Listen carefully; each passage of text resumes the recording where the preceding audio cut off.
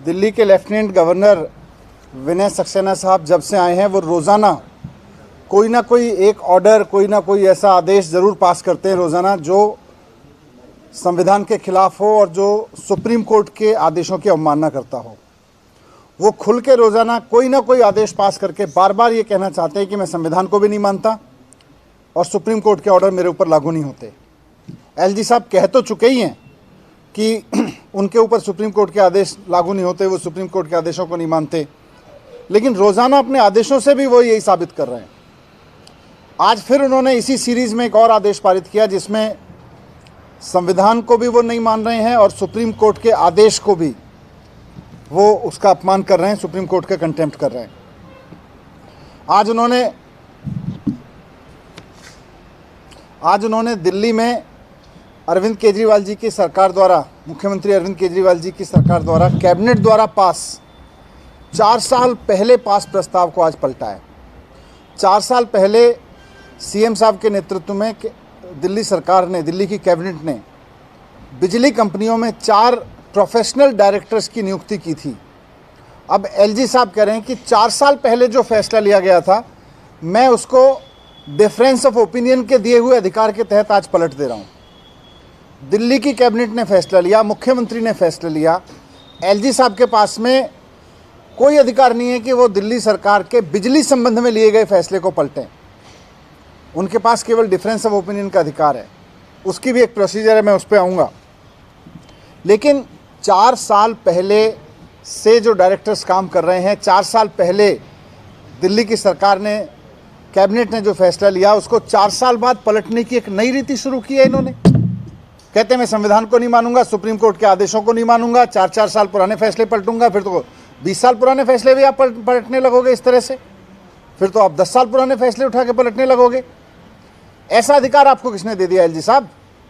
आपके पास संविधान में केवल और केवल 3 विषयों पर निर्णय लेने का अधिकार है, पुलिस, जमीन और पब्लिक ऑर्डर। पुलिस के अलावा, पब्लिक ऑर्डर के अलावा और जमीन के अलावा एलजी साहब किसी भी मामले पर निर्णय नहीं ले सकते। केवल ओपिनियन दे सकते हैं जब मंत्री कोई निर्णय लेगा। निर्णय लेने का अधिकार मंत्री के पास है, निर्णय लेने का अधिकार सरकार के पास है, मंत्रिमंडल के पास है, मुख्यमंत्री के पास है।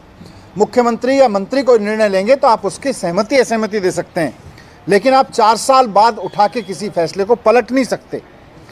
4 साल बाद आज आपने जो फैसला पलटा है उस पर लिखा है कि मैं डिफरेंस ऑफ ओपिनियन के तहत ये चेंज कर रहा हूँ। मैं फिर से कहना चाहता हूँ कि डिफरेंस ऑफ ओपिनियन का अधिकार सुप्रीम कोर्ट ने, संविधान ने उनको दिया है। डिफरेंस ऑफ ओपिनियन का अधिकार एलजी साहब को दिया है। वो इसलिए दिया है क्योंकि दिल्ली देश की राजधानी है। 3 सब्जेक्ट पे डिसीजन आपको सीधे सीधे लेना है, लेकिन फिर भी देश की राजधानी होने के नाते आपको ये एक विशेष अधिकार दिया गया है कि आप मंत्रियों के किसी फैसले से असहमत हो सकते हैं। लेकिन माननीय सुप्रीम कोर्ट ने बहुत स्पष्ट शब्दों में कहा है कि ये जो असहमति होगी वो rarest of the rare case में होगी। वो कभी कभार किसी मामले में होगी जो राष्ट्रीय सुरक्षा से या ऐसे किसी मसले से जुड़ा हो। ऐसा नहीं है कि आप रोज़ चुनी हुई सरकार के फैसले को पलटोगे और बोलोगे मेरे पास तो विशेष अधिकार है। सुप्रीम कोर्ट ने लिखा है rarest of the rare case. अब एलजी साहब कहते हैं मैं तो सुप्रीम कोर्ट के आदेश को ही नहीं मानता, सुप्रीम कोर्ट के आदेश मेरे ऊपर लागू नहीं होते। ये कैसे होगा?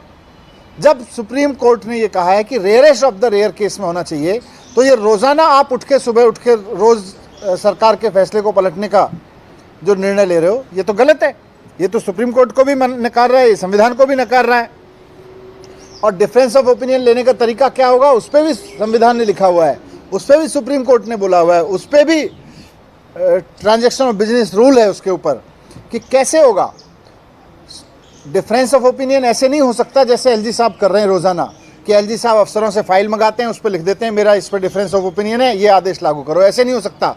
ये डिफरेंस ऑफ ओपिनियन भी गैर कानूनी है। क्यों? क्योंकि कानून में लिखा हुआ है कि डिफरेंस ऑफ ओपिनियन तब करेंगे एलजी साहब जब मंत्री कोई निर्णय लेगा, मंत्री निर्णय लेके एलजी साहब के पास भेजेगा। एलजी साहब अगर कहेंगे कि साहब इस पे अलग है, तो एलजी साहब की ड्यूटी है, ये कानून में लिखा हुआ है। एलजी साहब की ड्यूटी है कि पहले मंत्री को बुलाएंगे, उससे चर्चा करेंगे। लिखा हुआ है कानून में कि पहले चर्चा करेंगे, और चर्चा में अगर मंत्री के और उनके बीच में सहमति नहीं बनती है तो वो मुख्यमंत्री को कहेंगे कि एक बार इस पर कैबिनेट में चर्चा करो। मंत्री नहीं मान रहे, कैबिनेट मान जाए। और कैबिनेट भी नहीं मानेगी, तब एलजी साहब के पास ये पावर है कि वो कोई निर्णय लेंगे और सेंट्रल गवर्नमेंट को कहेंगे भाई इस पे डिफरेंस ऑफ ओपिनियन है। उससे पहले एलजी साहब के पास कोई पावर नहीं है। तो जो डिफरेंस ऑफ ओपिनियन एलजी साहब ले रहे हैं उसमें कोई प्रोसीजर फॉलो नहीं कर रहे, वो इलीगल तरीके से इंप्लीमेंट करा रहे हैं, अफसरों से डरा के धमका के उनको, संविधान को मान नहीं रहे। सुप्रीम कोर्ट के फैसलों के बारे में उनका कहना है सुप्रीम कोर्ट के फैसले मेरे ऊपर लागू नहीं होते, मैं तो लेफ्टिनेंट गवर्नर हूँ। आप संविधान के आदेश पे चलते हो, भारत में ही रहते हो, भारत में के ही एक राज्य में एलजी हो, आपको संविधान को भी मानना पड़ेगा, सुप्रीम कोर्ट को भी मानना पड़ेगा, नियम कायदे कानूनों को भी मानना पड़ेगा। आप जिस पार्टी के होंगे, ऐसा नहीं है कि दूसरी पार्टी की सरकारों के बारे में आप बोलें उसकी पार्टी का कोई भी फैसला मैं कहीं से भी उठा के पलट सकता हूँ। ये गैरकानूनी तरीके से एलजी साहब कर रहे हैं। कह रहे हैं कि हमने 4 साल पहले जो केजरीवाल जी की सरकार ने डायरेक्टर लगाए थे, वहाँ बिजली कंपनियों में 8,000 करोड़ का घोटाला हो गया। दिल्ली में केवल और केवल एक ही काम हो रहा है बिजली के सेक्टर में कि बिजली लोगों को फ्री मिल रही है।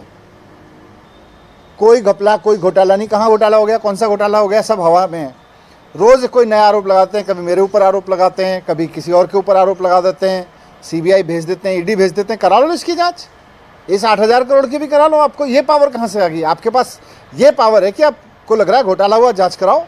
आपके पास ये पावर कहाँ से आ गई कि आप केजरीवाल जी की सरकार के फैसले को 4 साल बाद पलट देंगे? ये आपके पास पावर नहीं है। असंवैधानिक कर रहे हैं, गैरकानूनी कर रहे हैं और बिना प्रोसीजर्स को फॉलो हुए कर रहे हैं। आप प्रोसीजर भी इलीगल अपना रहे हैं। मैं एलजी साहब को रिक्वेस्ट करना चाहता हूँ कि संविधान का सम्मान करिए, सुप्रीम कोर्ट का सम्मान करिए। आप ये मत मान के चलिए कि सुप्रीम कोर्ट के फैसले आप पर लागू नहीं होते, और प्रोसीजर्स को फॉलो करिए। Thank you.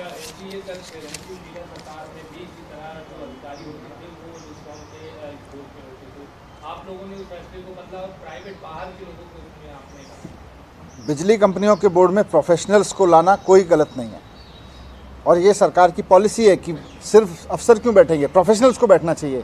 सारे बोर्ड्स में प्रोफेशनल्स को बैठना चाहिए।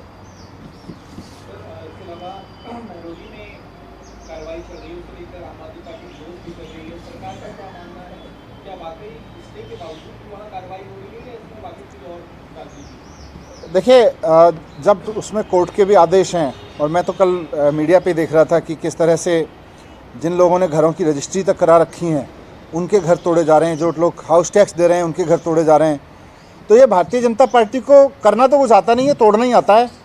संविधान तोड़ेंगे, सुप्रीम कोर्ट के आदेशों को तोड़ेंगे, लोगों के बने बनाए घरों को तोड़ेंगे। बीजेपी कुछ बनवा भी दे। करते हैं ये सब अपनी मनोहर कहानियों में, पता नहीं क्या क्या कर रहे हैं। Thank you.